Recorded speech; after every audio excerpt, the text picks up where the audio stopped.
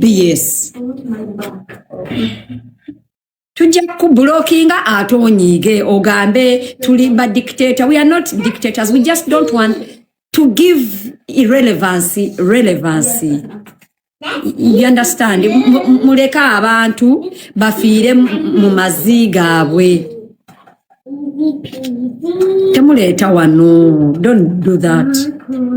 You can, if you want to enjoy stories of the shithole country with the shithole mouth, go and listen to them. Pick what you pick.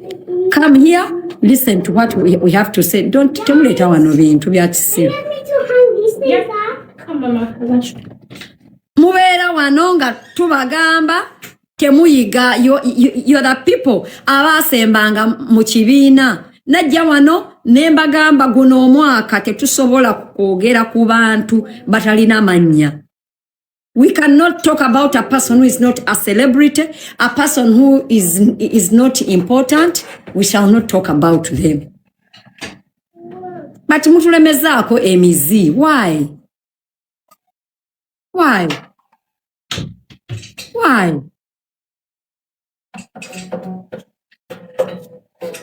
We shall not do that.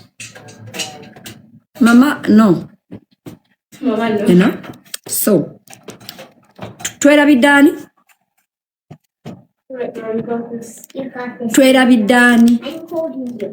Tutandikirawo. Kisitu kirabo toyogera bintu bya kisiru. Kisitu kati wanahan tumwogereko kya abadde ki.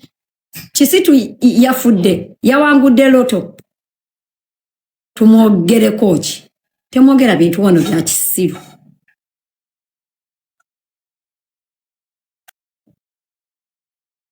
Tapping.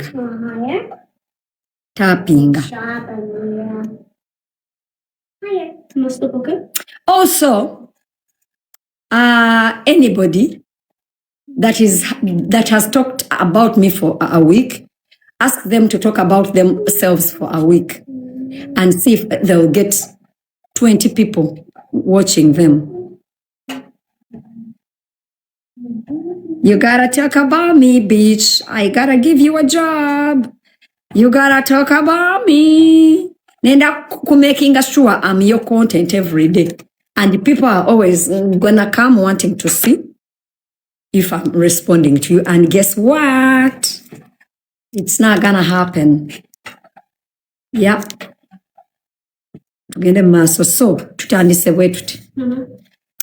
Omwaka nga gugwako twafiirwa muganda waffe bamuyita Sophie Kirabo.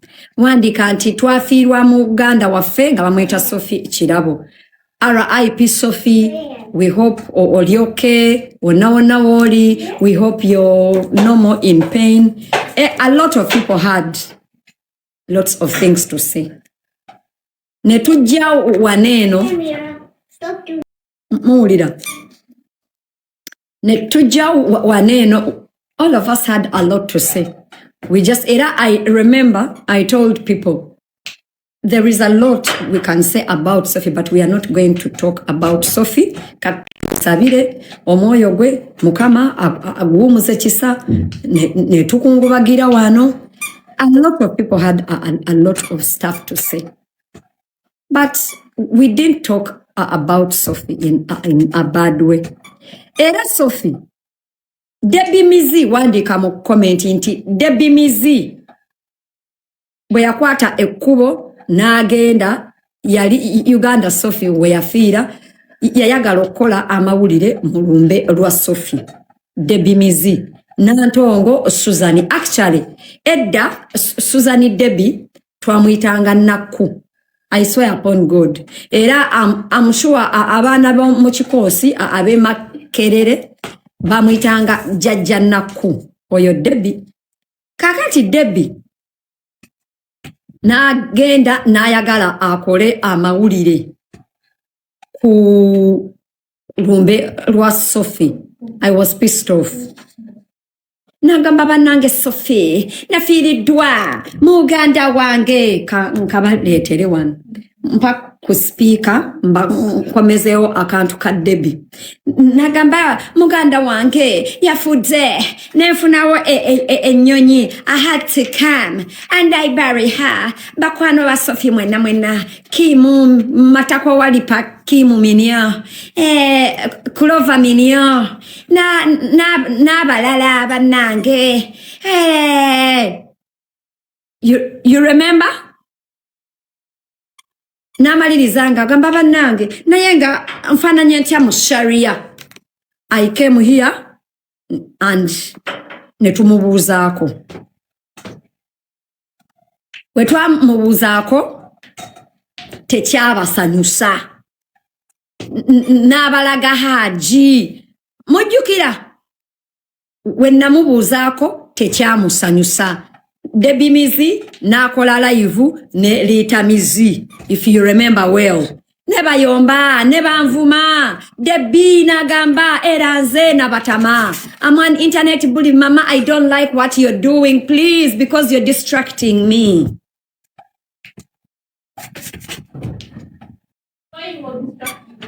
you and your dog you're distracting me Pluto, stop it. Can you go with that one, Pluto, please?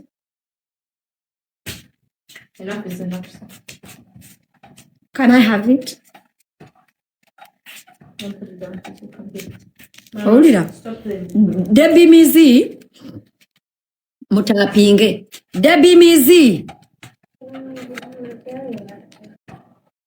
nebagenda ku katuuti Debbie Mizi n'ayomba nnyonnyo era wololo n'ayogera ebigambo byonna bingi ate nga afuba nnyo okulaga abantu mbuno amanyi nnyo owulira Debbie Mizi n'ayogera mumbuuze ng'ani amukyaziza Lita Mizi n'abeerawo n'akola atya n'atuula okwo wololo walala mizittako ne boogera you know like all losers always do losers one side ku katuuti obubaka bwange olwamala omutuukako n'anyiiga ne batuula katuuti I remember ebigambo bye nayogera specifically ku Debbie Mizi ne Olivia Mizi nabagamba mwefuula nti mubadde mwagala Sophie naye Sophie mwali temumwagala baalinako 75 people bannange ndibeera nabbi oba already ndi nabbi oba ndi musamize Clover Mizi ne Debbie Mizi I remember ebigambo bye nabagamba mwefuula nnyo mbuno mulumiddwa Sophie naye Sophie mubadde temumwagala if you remember era ne mbagamba I know what I'm talking about era mwenna mukimanyi inti Suzan Debbie Mizi wali toyagala ani Sophie for so many reasons one mwazinanga basajja bebamu naye nga Sophie abasinga owulira nembi bagamba Clover Mizi ne mugamba tewefuula mbuno olumiddwa Sophie kubanga wankubiranga nogeya Sophie mwenna mwali mu muzannyo gwe gumu mujjukiranga mbi bagamba oba mwerabiddemu do you remember if you remember wandikawo nti genda mu maaso senga twaliwo if you remember we lugamba nti tambula n'omunanaagizi gamba saagala kuwuliriza you're distracting me and get back over there you were what I was going to say my fasting of 100 to take good now do more nakusabye meka 200 I was not counting so you're going to put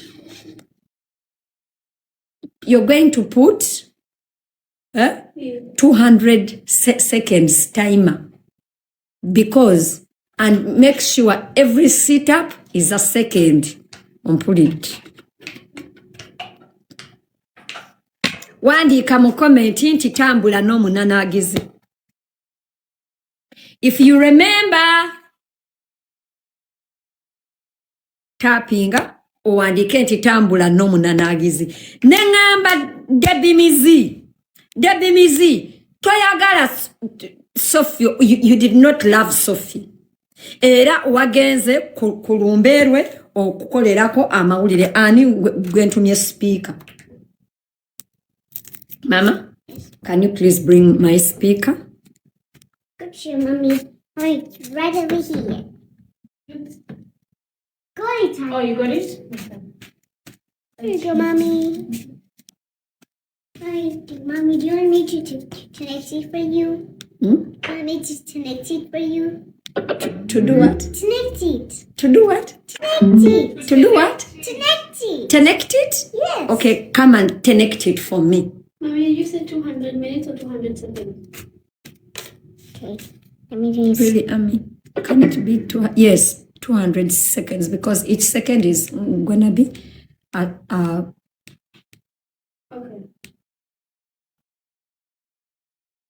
but that's not a I will lot. be cheating myself because that's 3.2. One of the reasons why I'm asking you to do that is because okolabo mulabu okolotia, the heat is not coming into your muscles. Because you have to do some stretch-up. Okay, I'm gonna put 30 seconds. Tugende minutes. mu maaso. Mommy, can I try out to do stretch-ups? Later, mama, okay? Okay, then I'm going to do. Leka mbabuulire wano.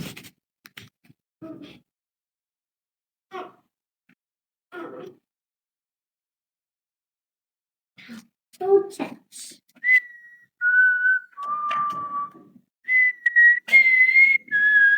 Awo ng'omanya ndeeta.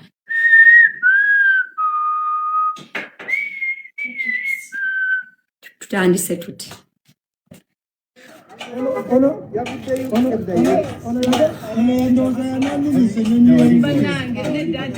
Banange asobodde mukama yansozezeza nenzijja okuzika Sophie netuka mu budde so it wasn't very easy naye njagala okwebaza bakwano baffe like admisera azze naye n'atuziikirako abantu bonna abakola advocacy during his time abamu mubaddewo abala tembadde omwebale nyumwebali eddala werekera Sophie abadde mukwano gwange for over 25 years twakula ffenna byonna tubikoze ffenna paka so I couldn't take the pain Olivia Kasozi mu America Clover ba Sophie Sweden time tebaddewo bantuse nga tetunnatuuka baani abalala nani bannange Sophia Sweden then n'abantu be UK Kim Love n'abalala mwenna I've been here, I've represented you.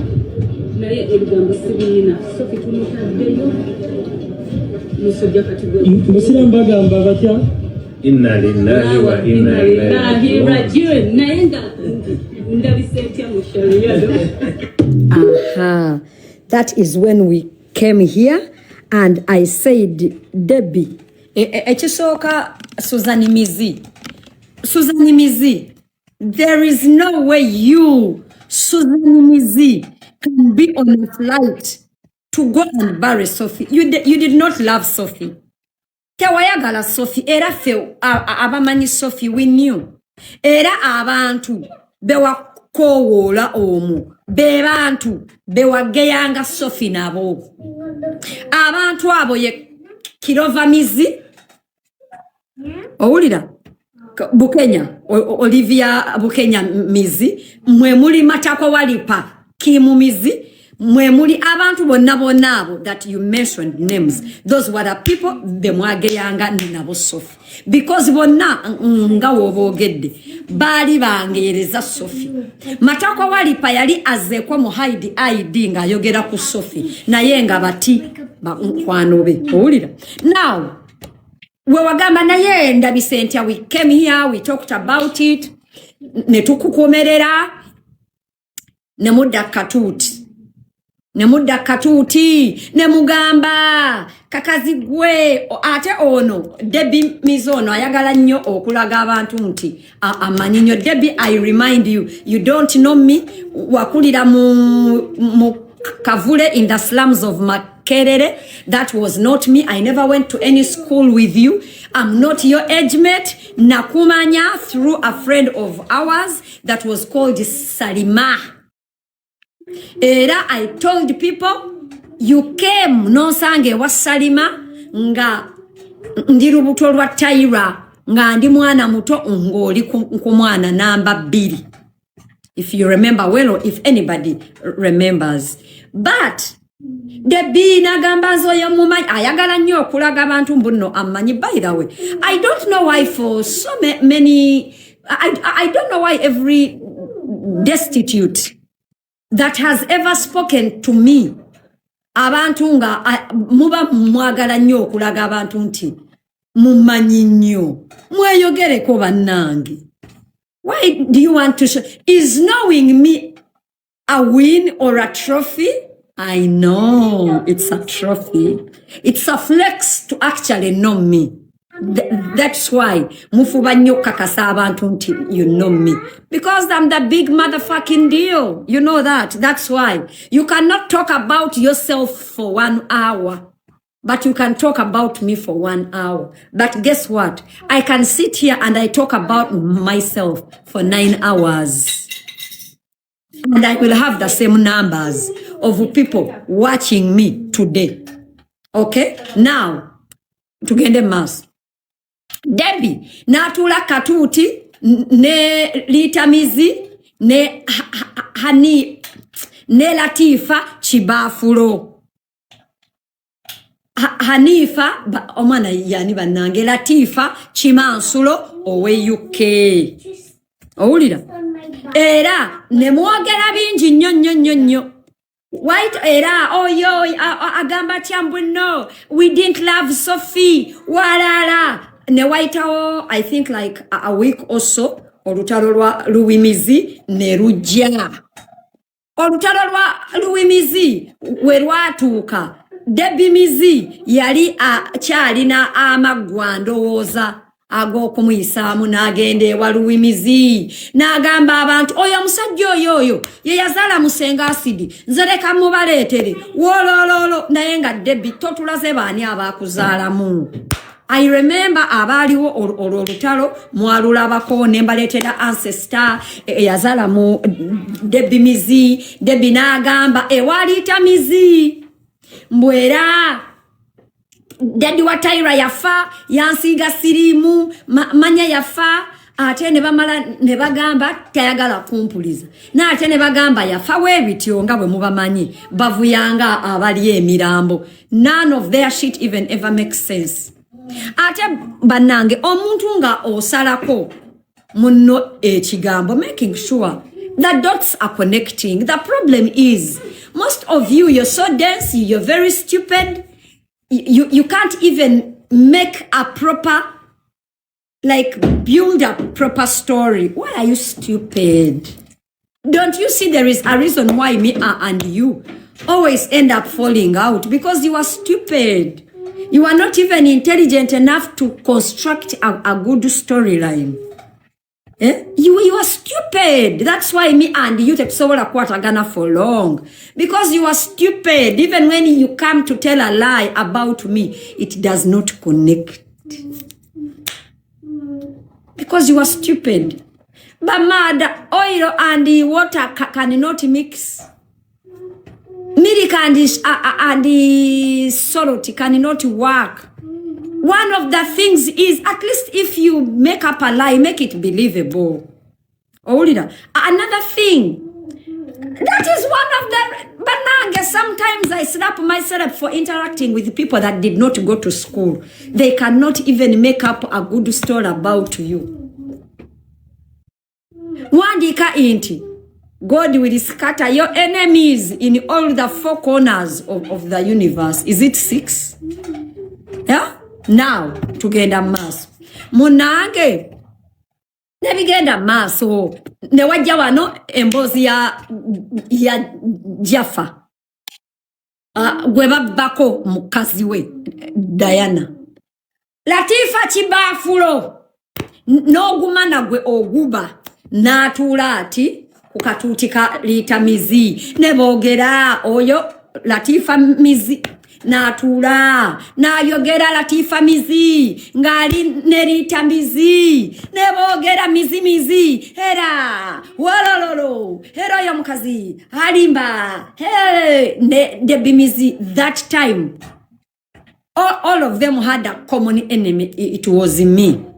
Ndiwo kubategeeza mbuno ennyumba y'ebikazi byerandani ebyebimana ebinene bimizikirani abalina.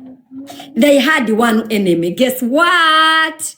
Mbasobola ate mwenna bwensalawo kuwamu era bannange buli muntu gwesta waamu webaze nnyo Katonda mbeera nkutaasizza munange yawalinga byasama because at that time all of them did not like one tiny small beautiful woman called SengaAcid with a beautiful bum and a beautiful body with beautiful children with a career who went to school who can speak to people alone unassisted. Me mwena bonna ne batuula okwo era omukazi ananagira. People that were having proper speech were all convened in one small platform of one woman that is ugly and has had 1,000 surgeries and is still ugly. And all of them were talking about one small beautiful woman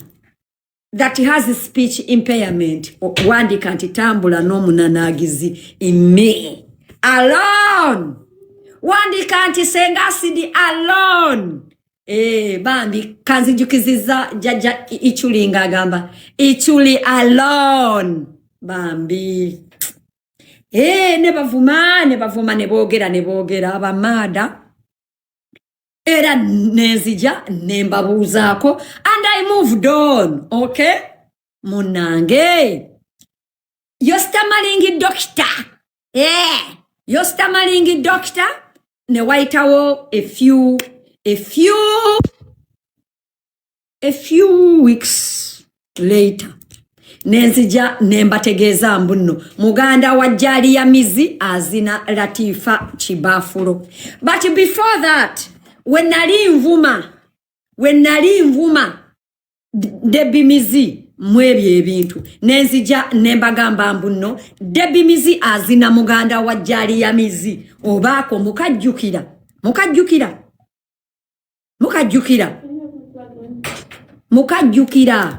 bw'oba kajjukira gamba nti professor nkajjukira bulungi wandiika nenzija nembagamba debimizi azinani muganda wa jali ya mizi. Muganda wa jali ya mizi is in a refugee arrangement or soliciting, whatever. I don't know. I don't want to talk about issues of refugees. I'm not a refugee anymore. Yes, mugenda niga. Era nawe waliko refugee. I'm not a refugee anymore. Sorry. I'm not a refugee anymore. I'm a citizen. Yes, bagamba era akivaamu yakiyite ekyato. Gamba nti sikyalimu ekyo ekyato. Tugende maaso munange. Nzijamba tegeeza mbuno. Debimizi, jajja Debimizi, alina abazzukulu. Right now, azina muganda wa jali ya mizi. Now, maloko gerako, muganda wa jali ya mizi, ampereza message. Wait a minute.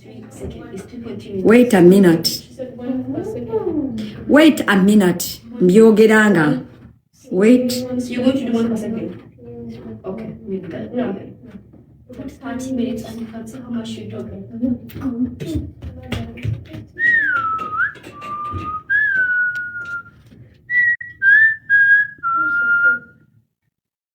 Okay, I'm done. I did 250.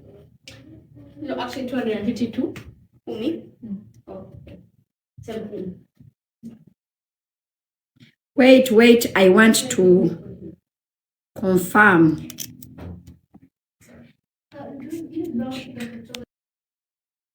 Boy, the guy is here. You. Yes. So let me come.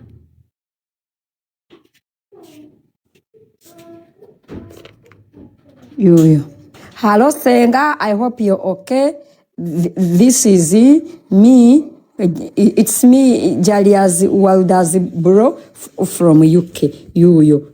Tugende maso. Samudamu, of course, for the following reasons. One, I don't want to associate myself with Mizi Kirana and the relatives enemo. Boberangwa oli muganda wa Jalia Mizi. I don't care if you are enemies with her. If you don't talk anymore, I don't want anything to do with you or her or anybody that knows you. Samudamu munange tugende maso. Kakati muvubuka oyo. That phone is charging. Which phone? So Samudamu wabudde munange malo kujja wano ne nkakonako ne mbagamba muganda wa Jalia Mizi yakoze eki. I'll charge. Don't worry, Beth. I'll charge. Munange nga mbagamba muganda wa Jalia Mizi currently mwana kyali awo mpaku socks. It's a bit cold. Nga mbagamba muganda wa Jalia azina Debbie era he's a refugee bula era. If I remember well, I told people if you got muka video kange nga Jalia ayisa abantu mbu agenda bafunira visa. I talked about it muka video and I said Jalia Mizi akufunira atya visa nga naye muganda we refugee UK Suzan Debbie na mukadde ya muzina yerwachi Tony akavideo ako ka nzijireyo okandeetere nka playingira abantu. You need to charge. Kakati nkomawo waneno nchiddamu ku live Latifa chibafula abuka agamba wait a minute. Debbie azino omulenzi wange bamada ndiwo okubategeeza mbuno. As we speak, 2 adult women that are even grandparents ebikazi bya UK ebibiri, Suzan Mizi, Debbie Mizi ne Latifa Mizi chibafulo, Latifa chimansulo. As we speak, bali kulwanira omuvubuka that is not even 30 years of age.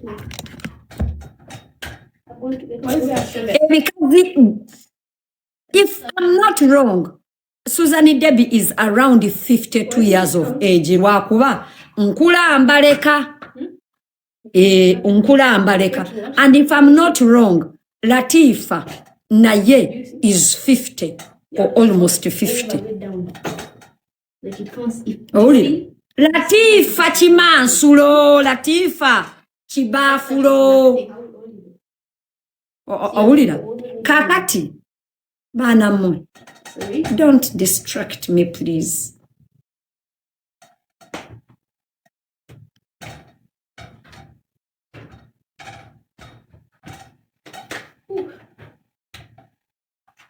Good job. Tomura. It's not counting like that. Because you have to go all the way down. That thing of press the back thing up. Munange. Tugendera dala mu maaso. Mwe Latifa owa bigidiru nawe tokusinikira mizijo. Ebikazi bannange ebiri loko mwe mwalabanga ebyo bigidiru. Totugamba nawe bintu bya nkisiru, don't tobuzabuza abantu.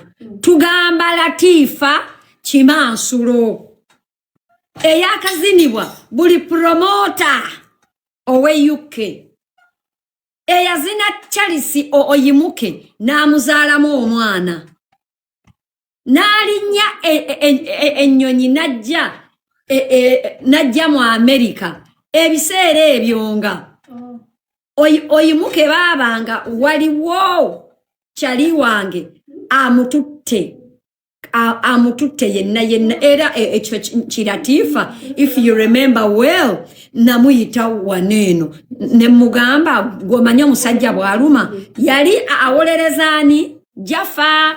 Ne mubuuza gwomanyi omusajja bw'aluma nga gwe waneeno we bakutwalako oyimuke walinnya kyali wange akakondo. Ekikulu oluusi mu misinga kirasi taapinga.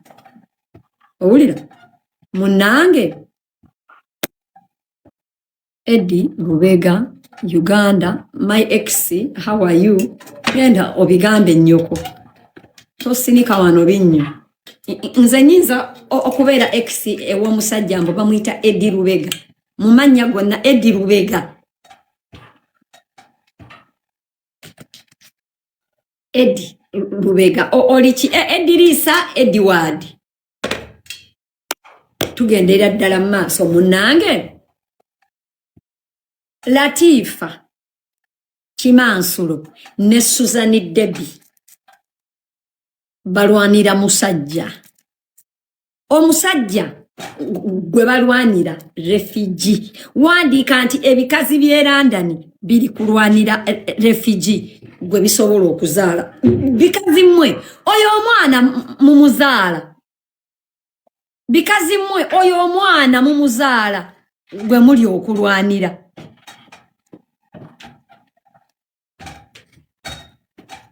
Oyo omukazi oyo omwana mmwe bikazi mmwe gwe muli okulwanira mumuzaala. But guess what? That's not all. Liitamizi Debbie Mizi okimanyi bulungi. Liitamizi takwagala. Liitamizi has always used you to fight her enemies. Liitamizi yakuyuzinga okufightinga olutalo lwe ne Shira Mutesi. Owulira? Ne Shira Mutesi. Shira Mutesi n'omenyawo obufumbo bwe n'ozaala mu bbaawe omwana n'omusiba bigaayi. Obufumbo bwa Shira just like that ne bugwawo n'osanyuka ne Liita n'asanyuka ne mwawukana. Liita n'akugeya ensi yonna yonna yonna yonna n'akugeya. Liita n'akukozesa okulwana entalo ze ne Donizera. Liita n'akukozesa okulwana entalo ze ne Donizera n'ozina bigaayi. Era you lost. Bakukozesa ebitundu bye ebyekyama byoteekayo ne bakumaliramu amazzi amakambwe n'ozaala gwozaala abaana ba revenge. Gamba nti Debbie Mizi azaala abaana ba revenge. Sofa olina abaana aba ba revenge. Aba bigaayi ne bawa Shira baana ba revenge. Liitamizi uses you. I don't blame her. Banange, if you can use a fool, fuck the fool.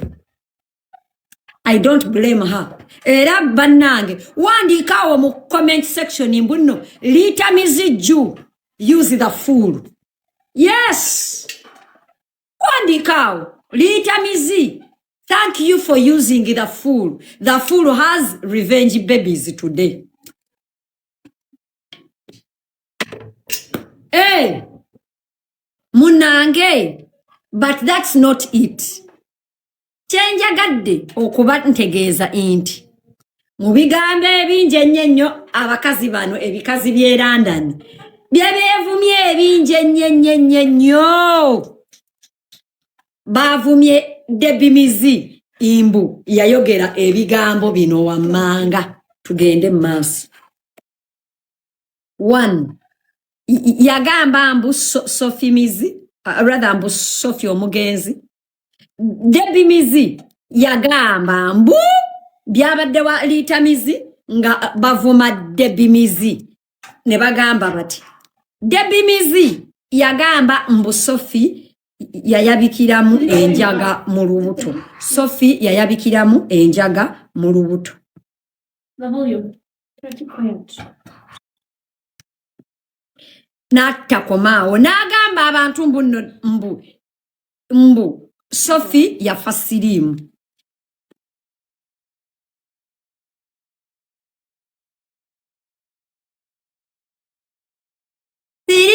Debbie oyagala nnyo okwesiba ku bantu. Owulira? Oyagala nnyo okwesiba ku bantu nti every person you see that has ever related with you ng'ayinako kulinnya oba ng'alabikako bulungi oyagala nnyo okugamba abantu bunno tukuze ffenna twakula ffenna. Debbie tokulangako na Sophie mazigwe. Tokulangako na Sophie. Sophie yakulira Zana muzina gwe wakulira Makerere mu kikoni in the slum. In any case wakula neritamizi. Wesiba ku bantu. Lwaki tewesiba ku baganda bo ne bamalaya be watundanga nabo emmana. Lwaki wesiba ku bantu? Why?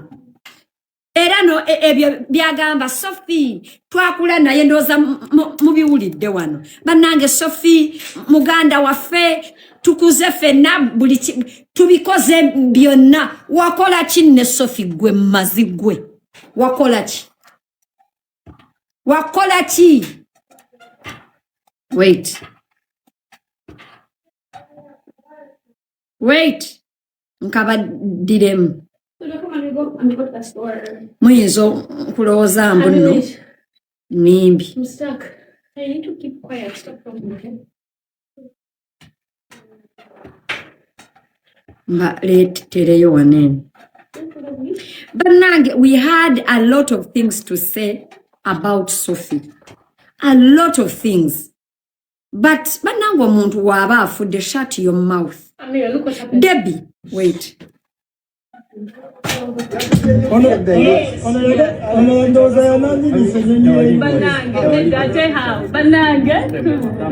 Twasobodde mukama yansobozesezza nezijja okuziika Sophie netuuka mu budde, so it wasn't very easy, naye njagala okwebaza bakwano baffe like Admwizera azze naye n'atuziikirako abantu bonna bakola advocacy during this time. Abamu mubaddewo abala tembadde omwebale nnyo mwebali eddala kwerekera Sophie abadde mukwano gwange for over 25 years. Twakula ffenna byonna tubikoze ffenna paka so I couldn't take the pain. Olivia Kasozi Mukawulidde ako?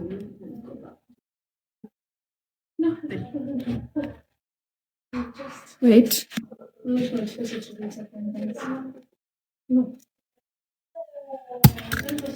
Just go back and do like 100. Wait, 200. Owulira? Look at that. Netuuka mu budde, so it wasn't very easy, naye njagala okwebaza bakwano baffe like Admwizera azze naye n'atuziikirako abantu bonna bakola advocacy during his time. Abamu mubaddewo abala tembadde omwebale nnyo mwebali eddala kwerekera Sophie abadde mukwano gwange for over 25 years. Twakula ffenna byonna tubikoze ffenna paka so I couldn't take the pain. Debbie, tokulangako na Sophie mazigwe. Tokulangako na Sophie mazigwe. Tokulangako na Sophie mazigwe. Tokulangako na Sophie gwe mazigwe muzina gwe omusange wa gwe. Era Sophie mwasinkananga mabaala time ya club, you know, nga yomanyi Kampala. That time you're out, you know, ate Debbie wesibanga nnyo ku bawala abalungi abanyirira because wali kakazi kabi, ng'oli kakazi kampi, nga wadiba. Nga wesiba nnyo ku bawala obatunde mazigwe. Owulira? Gwenga Sophie gwenga omusanga wagwe. Era tukuze ffenna wakula digwe ne Sophie gwe. You're a social climber, wesiba ku bato. Oyagala okulaga abantu mbuno oli muto. Debbie, your daughter is almost 30 years. Your daughter is almost 30. Your daughter is almost 30. Nabaleetera wano ebifaananyi bya Debimizi nga bamukuba embaga, bifaananyi bya Alemaani. Gwe Debimizi tapping a screen nkimanyi kwoli.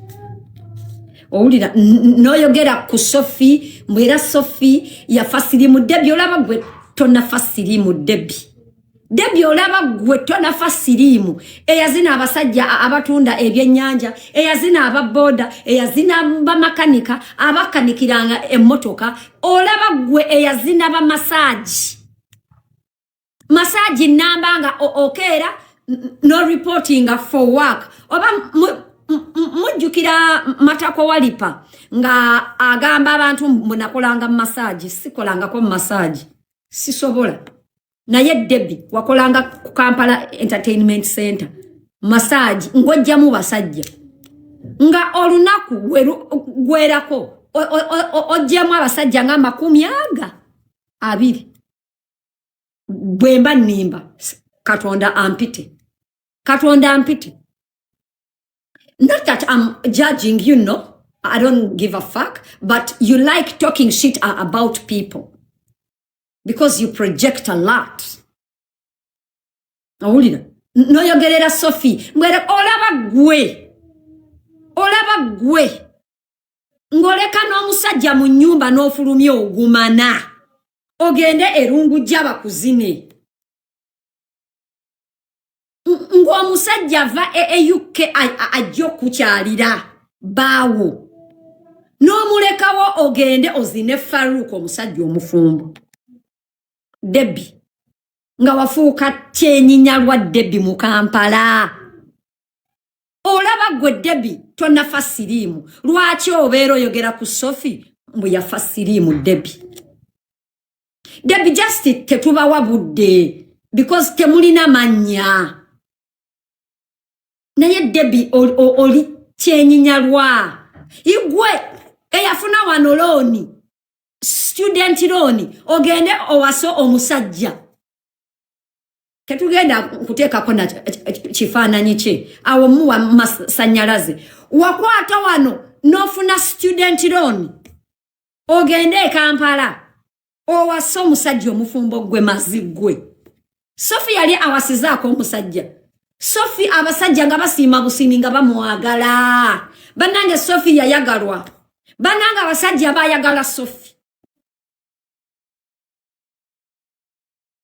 Igwe kisiraani gwe ovume Sophie mbu yafa siriimu gwe mazigwe.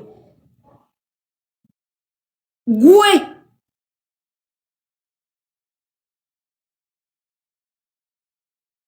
n'otunde mana neefuuka kaabuuyi Debbie bwemba nnimba sitaani answaze. Debbie okikakasa totunda mana mu kasino e UK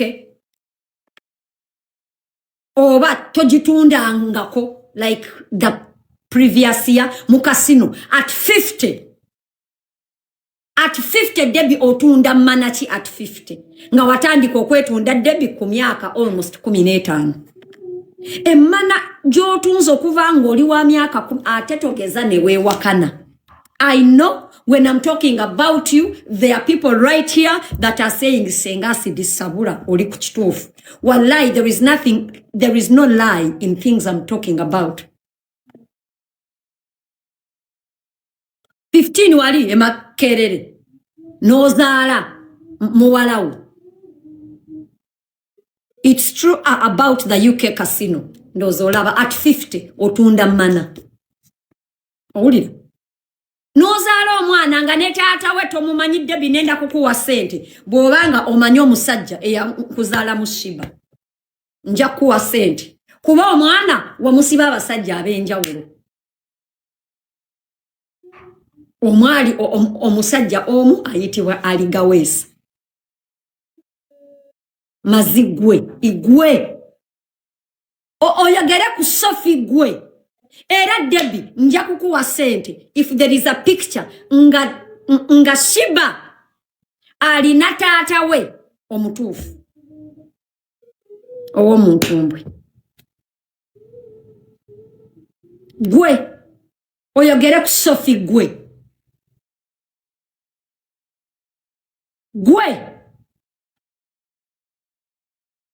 olaba gwe siriimu tannakutta ovuma otya oyogerera otya Sophie atavuma muntu Sophie teriyo muntu yali azze n'agamba mbu Sophie yanvuma muyinza okubeera nga mwazina abasajja bebamu because I mean si kipya abaana abobuwala if you're in the same circles of club of Kampala. I mean, Kampala is a small city.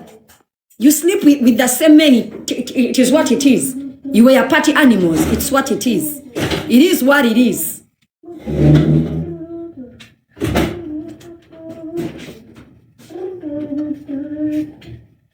Onyogerere Sophie awumudde abaana ba Sophie bawulira batya toswala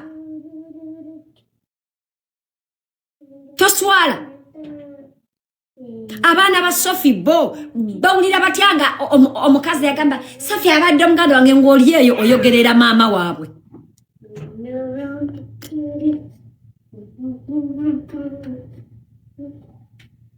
Sophie wali tomwagala Sophie wali omuwalana kubanga Debbie wali wadiba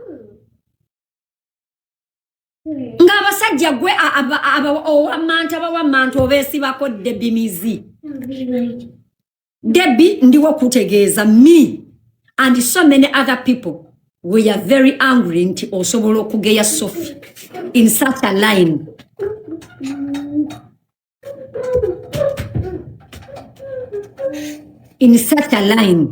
banange Debbie wanoonye erinnya lyagaana that's why nga oyagala ozinezine ku bantu abamanya unfortunately oyina omusenyu mu kasolo si bigambo byange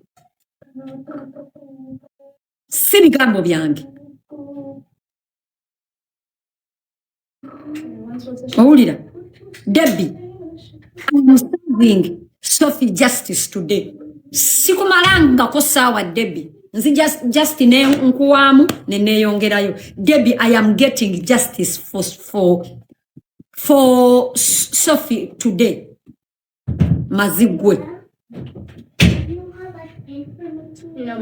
gwe eyatuuka n'okuzina abasajja bakalusu omusajja nakutwala eyukene nga bwafuluma okugenda okukola ozina abayindi abatunda spices abatunda katungulu chumu ozina abasajja aboza bakanaabe ozina abasajja ba Amazon abadropinze package ozina aba Pakistani nga buli omu omujjamu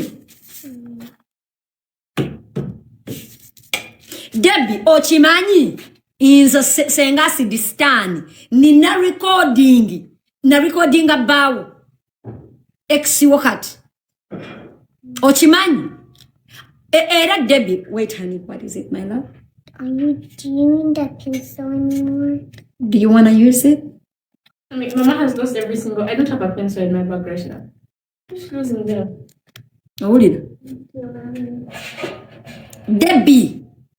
Debbie matako Debbie mizi Debbie mazi Debbie mizi today I'm serving Sophie justice this is for Sophie are there any products that need to be mailed no this is for Sophie Debbie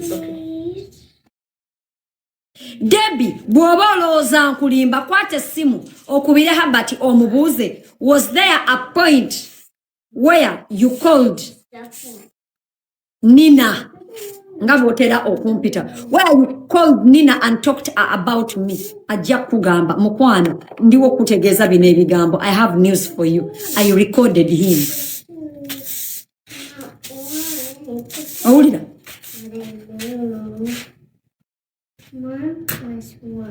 okujjako okwewasiza abasajja okwekwanira abasajja okukola ki Debbie show us what you have done for yourself you haven't even raised a child nakulabanga oyogera ku baana bange omwana weyo omukulu omunigeria omwana manyi oyo tata oyo omwana omuntu Debbie you haven't even raised a child Debbie omwana wo yagamba imbu imagine your daughter yagamba abantu mbu no wazina musajja wa Shira Mutesi because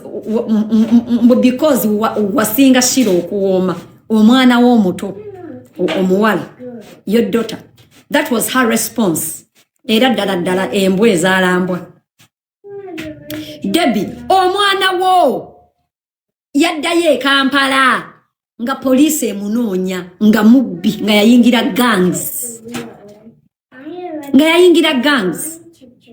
Wagambanga abantu mbuno wantwala e China nenkugamba oddangamu n'okyogera wolimanya mbuno humanity era nze Debbie I dared you ojje ku live bwoti otekeko live oba video ogikole ogambe mbu natwala Senga Acid aka Sharon Mutesi e China okutunda akasolo. Mwagala okujampingira ku bantu njagala okikole omanye mbuno human trafficking is an international crime. Tewasoma. I told you. Mauli. Oyagala nnyo okwesiba ku bantu. The same you wali ku live ya Pengi. Noyagala okugamba abantu mbuna zino mukulembeze. But you knew you were lying. Because you always want everybody to look as disgusting as you.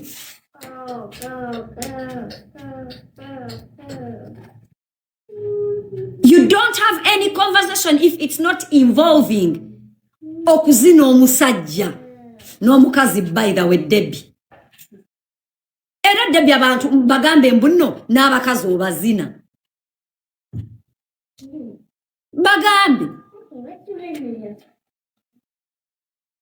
Bagambe nti chali wange inisho je yava nga wane Canada najja e UK na akuzina.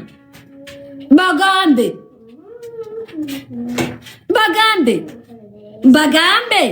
wali e Uganda nga wetega kasha. Lisa na kugamba nja kusamba ebimwa. Bagambe. Debbie, bagambe.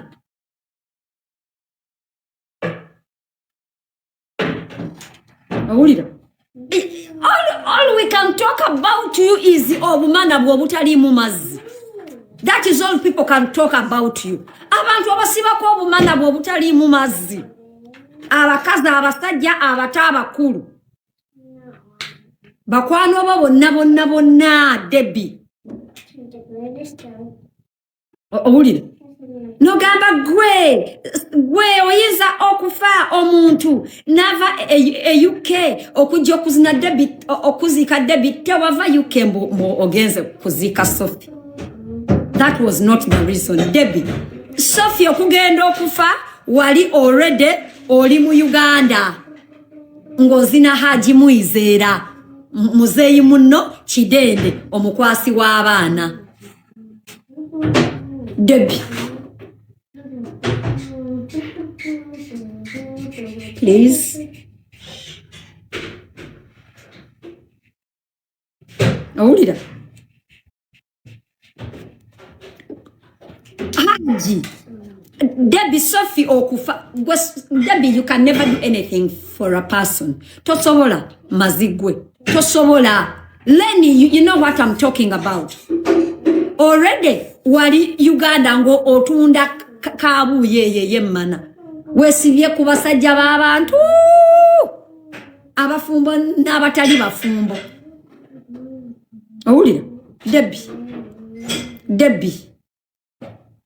Debbie, I can talk about you until kingdom come. Tebigwayo.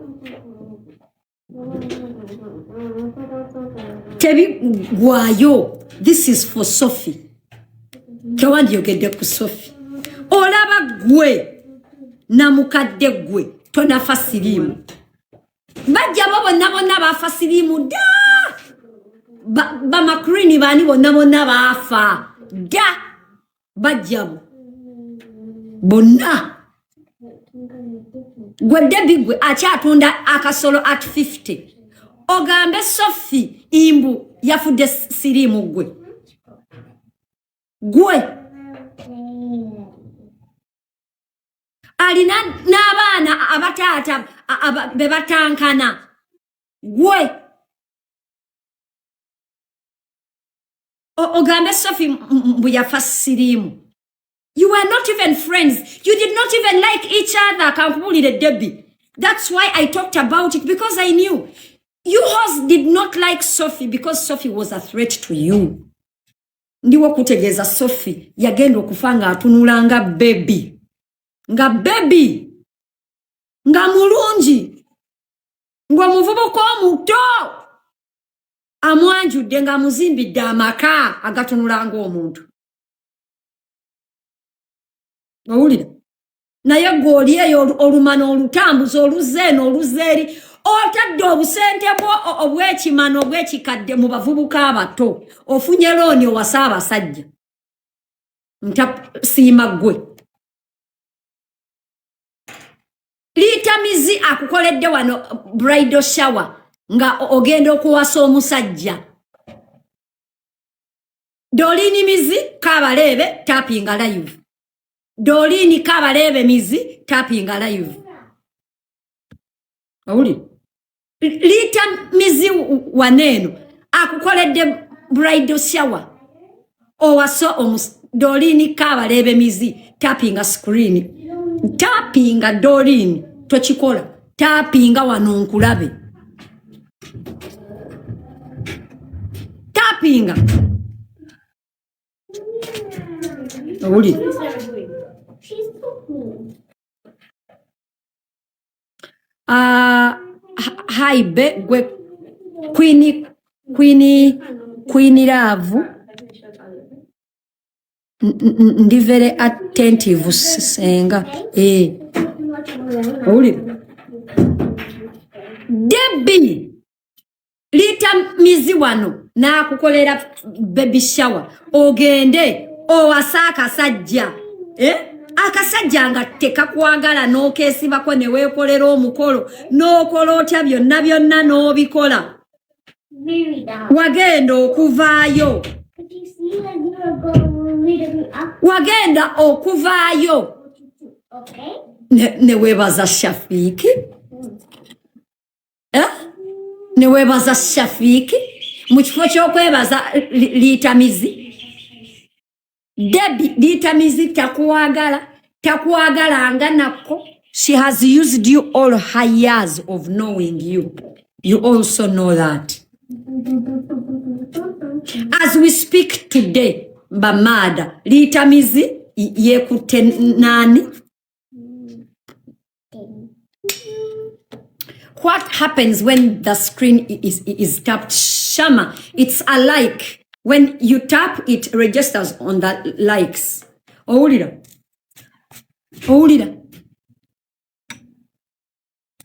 Ladies and gentlemen, as we speak, Liitamizi yekutte ne Latifa Kibaafulo. Bavuma Debbie mizi. Ndiwo kubajjukiza. Emize esatu. Liitamizi, Debbie mizi, Latifa mizi. Bonna. Baali beekutte wamu. Nga banvuma. Nga njogedde ku Debbie. About Sophie, they are telling her the same things I told her. Now you losers, if I was wrong, why are you using the same things now to blame Debbie Mizi? Because you know I am always right, motherfuckers. You know I'm not a hypocrite. You know I grab the bull by the balls. You know. You know. You know.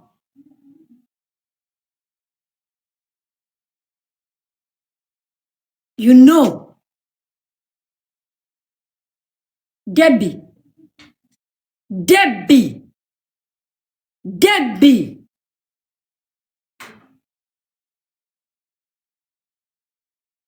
Wagamba gwe Acid gwe waliwo gwe omuntu ayinza okulinya ennyonyi ajje akuziike nga ofudde. Debbie ani ayinza okulinya ennyonyi okujja okuziika gwe? Mama wanje. I'm going to stick this on the fridge for you with the magnet. Thank you, honey pie. Because I drew you. Drew. You drew me. Yes. Okay, go and put it there. The past tense of draw is drew, okay?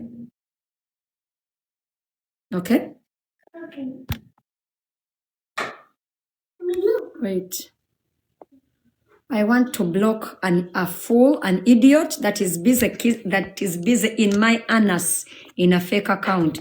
You're in a fake account, you're watching me. Bamatako mujja kundaba until kingdom come. Banange mujja kundaba. Ne bwombuloking ujja kundaba. Buli matako ne bwombuloking ujja kundaba. Buli mazi ojja kundaba. Era you never know, very soon ojja kuteekako TV ondabe. Ojja kuteekako TV ondabe. Oba oli wansi wa kitanda naye ojja kundaba. Dolini mizi yuyo ndooza mu mulabu. Yateekako live nanvuma nakola atya ali wanandaba. Kabaleebe mizi. Mundaba. Kabaleebe mizi. Bamikwano najja mazeeko. I'm God sent. Owulira? Mwena. Era ndiwo okubategeeza bino ebigambo. I am your project.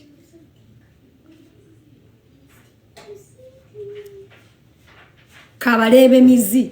I am your project. You will talk about me. You will never make sense unless you're talking about me. You will never make sense to anybody. Not even when you're talking about your child. Not even when you're talking about your parent. Not even... You will talk about the Bachwezi dynasty. That is me. Ninze. Yenze. Debi gwe. Nga ninano obumanabu. Nga obuyemu butto. Obumanabu. Nga obuyemu butto. Champion Marvin ye yabumba. Obumanabu. Nga obuyemu butto. Nga wekuba engalo ennema. Engalo za Debbie ziri ziti. I think one of her like this. Abamumanyi. I think it's like this. Nga wekuba akadingidi. Obumana obutali mu mazimbulina. You know that imbulina. Obumana nga obutadde mu butto. Gwe mukadde obumana obuteeka mu butto. Obusibyeka abantu kyoko obutunda. Ofachi. Mommy, I drew your hair Thank you, my love. and your body. Now I was gonna add Hold a it. hat. Obumana obuli mu butto. Oluvaawo mbunga ogamba ani Sophie yafiiramu enjaga mu lubuto. Debbie nnyoko yafiiramu ki mu lubuto. Debbie ng'ogamba abantu mbu nno Sophie yafa siriimu. By the way, guys, this is a disclaimer. This is a disclaimer.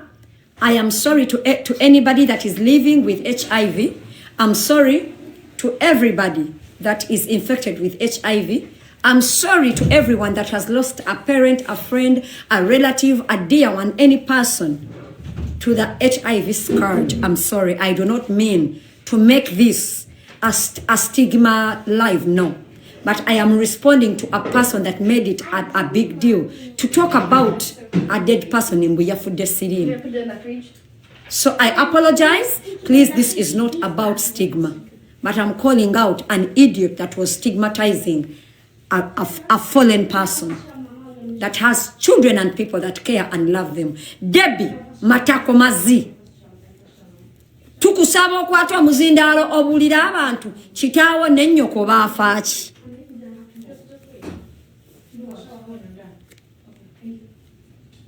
Debbie twagala okwata omuzindaalo onnyonnyola abantu kitaawo ne nnyoko baafaaki. Debbie mizi kitaawo ne nnyoko baafaaki be baziika eri ematugga baafaaki.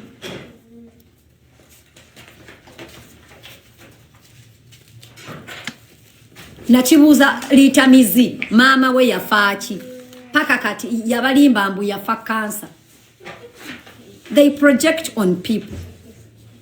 Debbie mama wo yafachi ne taatawo. Era lwaki jjajjaawo ye yakukuza. Why? Obwamalayo obukujjudde. Akaana ne bafa, bazadde baako ne bafa ng'akaana kato. Ne bakatwala ewa taata waako omuto, ne katuuka eyo ne katandika tigaatiga bakazini baako ne bakugobayo. Kwe kujja otandika okubeera ne jjajja Suzan Nkerere wali. You know that, Debbie. Oli. You know that. You know that. You talk about Sophie. Sophie atavumanga kwa muntu. Sophie was not perfect. But Sophie atabera ko wadde mu lutalo n'omuntu. Sophie ng'omuwalana n'okoowa bimalaya mmwe muwalana. Olaba owala n'omuntu n'omuwalana ne mukufambwa gwe. Atakwanukulanga ka atakuvumangako. Ne nga bw'omusekera. Omusimayiringiro ze ne kulumba omuziike. Wasanyuka mu Sophie afudde mazigwe. Wasanyuka. Wasanyuka. Stani gwe. Kyali era kikulese mwana kyali awo. Bannango bamufunireyo ffene. Tabaddeyo. Owulire? Amira. Yes. Ami, what are you making for dinner? I'm gonna make beans and sweet potato. Okay. Owulire? Debbie. You like to project a lot, Debbie. Debbie gwe nyinza okukola mu siri. Ate netunda, and you know I can. By the way, never underestimate me. Debbie nyinza okukola mu siri. Nyinza okukola mu siri gwe, mazigwe. Nyinza okukola mu sente gwe. Nyinza okukola mu siri ate netambula. Nantongo.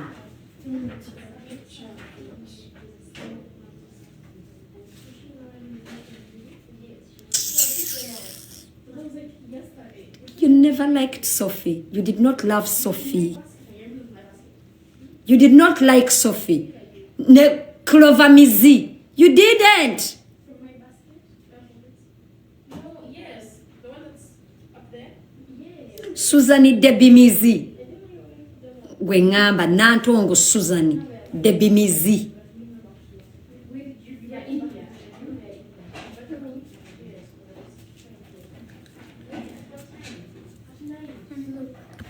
Ooh, that looks nice. That's me. No, that's Tyron. Then the one that's you, that he stick to the fridge. Thank you, honey. That looks so nice, you know. You know I'm doing the people who in my CD. Abagala ababuuza, yes I know. Ababuuza ngamba Debbie ex wa big guy. Wayagala okuzinazina abantu omanyike Debbie. Fame is not sexually transmitted. Nozino zinoli. Nozina manyabani abasajja ababandi bonna bonna obazinye. Abasajja baaki abajasi bonna. Debbie. Okole erinnya until when you ended up with a loser in music industry. Big guy. This is a good picture to take a picture. Embuto nga bwoziwakakamulamu infection ku infection. Debbie otambuza kyofaki. By the way, Debbie, you're gonna die a destitute. I guarantee you that. I guarantee you that. Mwagala nnyo okulaga abantu. Mwagala nnyo okulaga abantu mbumwe muli balungi. But Debbie, tewandiyogedde ku Sophie. Not you, of all people. Not you. I mean, look at all these kind of pictures. Like tewandiyogedde ku Sophie yafudde sirimu Sophie yeyabikiramu enjaga mu lubuto naawe nnyoko enjaga yamwabikira mu lubuto. Death is death.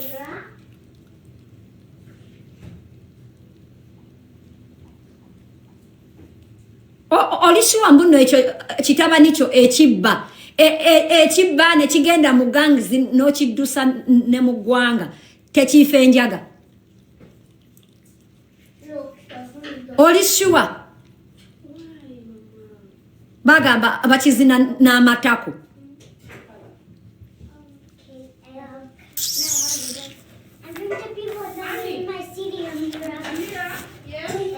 That was for Sophie. And I'm done. Next, Mpapen. I'll come back again for you. Ndiwo kubajjukiza nze mpala na paka magombe. Debbie, you did talk about me, but mbadde ndiwo okujjukiza abantu nti mwajja ne muvuma nga nkwogeddeko inti wekoze ebintu ebyekisiru kulumbe lwa Sophie ne mutula katuuti ne mumanyiira. Owulira nga mugamba yanjogeddeko nga nafiiriddwa mu ganda wange wololo walala erere litamizi ne latifamizi babadde bakuvuma bakugambye embu wayogera ku Sophie wagenda omuzika noyogera boti ne boti. Era waliwo malaya omulala bamuyita Shiragatete. Shiragatete naawe nakuwulira oyogera ku Sophie. When I come out, I'll come back for you.